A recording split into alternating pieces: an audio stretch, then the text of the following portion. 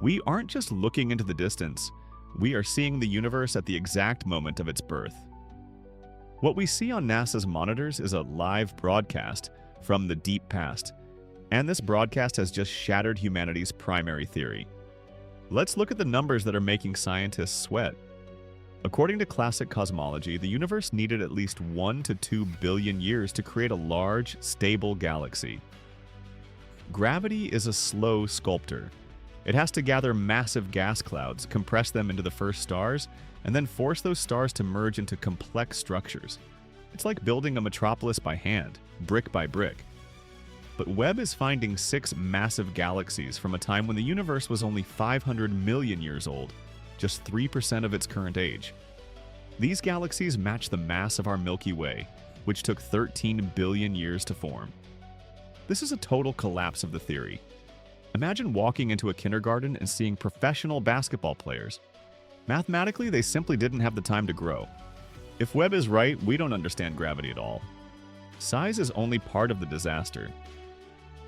The real scientific detective story begins with the chemical passport of these galaxies.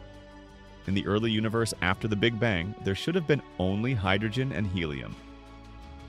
Period. Heavy elements, oxygen, iron, carbon, are what astronomers call metals. They don't just appear, they are forged exclusively in the nuclear furnaces of stars.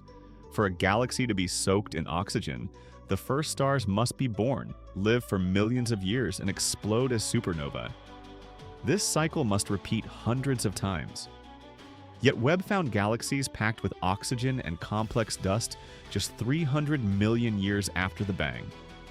This implies that someone was already living and dying before the moment we call the beginning. To save the Big Bang Theory, scientists proposed a hypothesis that sounds like science fiction. What if Webb isn't seeing galaxies but individual dark stars?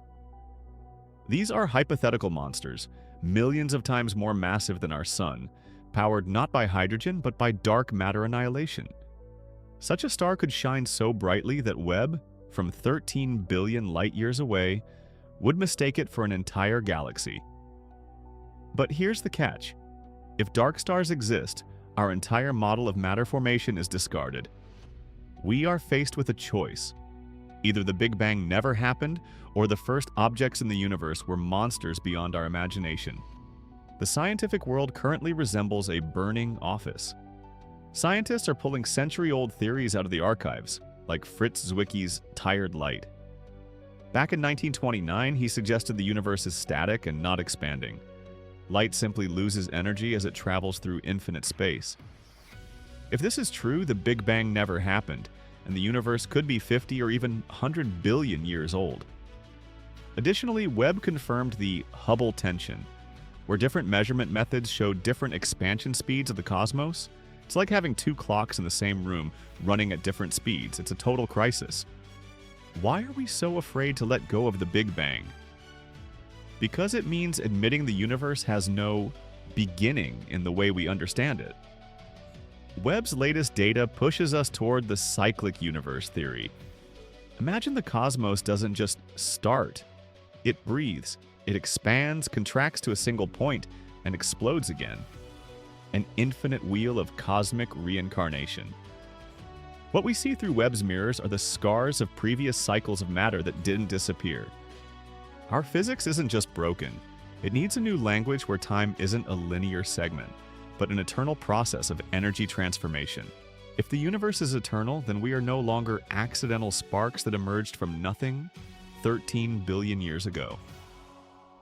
This radically changes the script of our future. We are used to preparing for the heat death of the universe, but now it's becoming clear. The system is much more stable and complex.